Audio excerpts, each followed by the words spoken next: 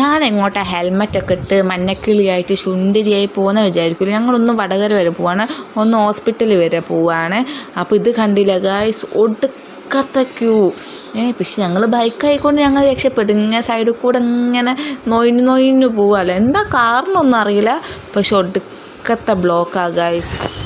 പിന്നെ അങ്ങനെ ഞങ്ങൾ മുമ്പിലെത്തിയപ്പോൾ ബ്ലോക്കിൻ്റെ ഒരു കാരണവും കാണുന്നില്ല. അങ്ങനെ അവസാനം CMലെത്തി. അപ്പോൾ ഇതാണ് മെയിനായിട്ടുള്ള ബിൽഡിങ്. പക്ഷേ ഗൈനക്കിൻ്റെ ഒക്കെ താഴോട്ടേക്കാണ്. അപ്പോൾ ഞങ്ങളങ്ങനെ താഴോട്ടേക്ക് പോവാണ്. ഞങ്ങൾ നേരത്തെ എത്തിയെന്ന് തോന്നുന്നു. ഡോക്ടർ 4-4:30 എത്തും. ഞങ്ങളൊരു 3:45 ആകുമ്പോൾ ഒരു 10-15 മിനിറ്റ് നേരത്തെ എത്തി.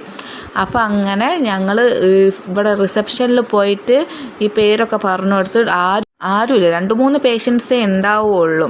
അങ്ങനെ ഫുള്ളും കാര്യേനി. അപ്പോൾ ഞാൻ വെറുതെ ഇങ്ങനെ ഇരുന്നപ്പോൾ ഒരു വീഡിയോ എടുക്കാൻ വിചാരിച്ച്. ഏട്ടൻ വിചാരിച്ച് ഫോട്ടോ എടുക്കാൻ പോകാൻ വെച്ചിട്ട് മുടിയൊക്കെ ശരിയാക്കി വെക്കേന് ഗായ്സ്.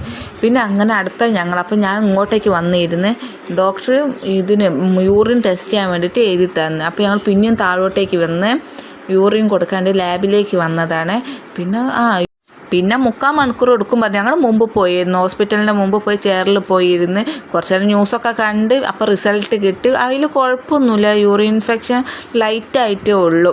എന്നപ്പോൾ ഞങ്ങളിത് കയറുക ഇറങ്ങുക ഇത് തന്നെ പണി. ഏട്ടൻ കണ്ടില്ല, റിസൾട്ട് എന്തൊക്കെ നോക്കുക, എന്തെങ്കിലും കുഴപ്പമുണ്ടോ അങ്ങനെ ഇങ്ങനെയൊക്കെ. അപ്പോൾ ഏട്ടൻ പറഞ്ഞു ഇതിൽ യൂറിൻ ഇൻഫെക്ഷൻ കുറച്ചല്ലേ ഉള്ളൂ, ഇങ്ങനെ വായിച്ച് നോക്കുന്ന കണ്ടില്ലേ. അങ്ങനെ ഡോക്ടറെ അടുത്തേക്ക് എത്തി. ഡോക്ടറെ അടുത്തപ്പം കുറച്ച് നേരം പോസ്റ്റായി. ഉള്ളിൽ എന്തോ വേറെ ഏതോ പേഷ്യൻറ്റോ അങ്ങനെ എന്തോ ഉണ്ടേനും. പിന്നെ ഡോക്ടർ മരുന്നൊക്കെ വന്ന് യൂറിൻ ഇൻഫെക്ഷൻ കുറച്ചേ ഉള്ളൂ, ആൻറ്റിബയോട്ടിക് കഴിച്ചാൽ മതിയായിരുന്നു. പിന്നെ അങ്ങനെ മരുന്ന് വാങ്ങാൻ പിന്നെയും ഞങ്ങൾ അങ്ങോട്ടേക്ക് വന്ന് അങ്ങനെ മരുന്നൊക്കെ വാങ്ങി തിരിച്ച് ഞങ്ങൾ വീട്ടിൽ പോയി. അതിൻ്റെ ഇടയിൽ പെട്രോൾ അടിച്ചിട്ടുണ്ട് കേട്ടോ. അത് വീഡിയോ എടുക്കാൻ വിട്ടു. പെട്രോൾ പമ്പിൽ അങ്ങനെ വീഡിയോ എടുക്കാൻ പറ്റൂലല്ലോ.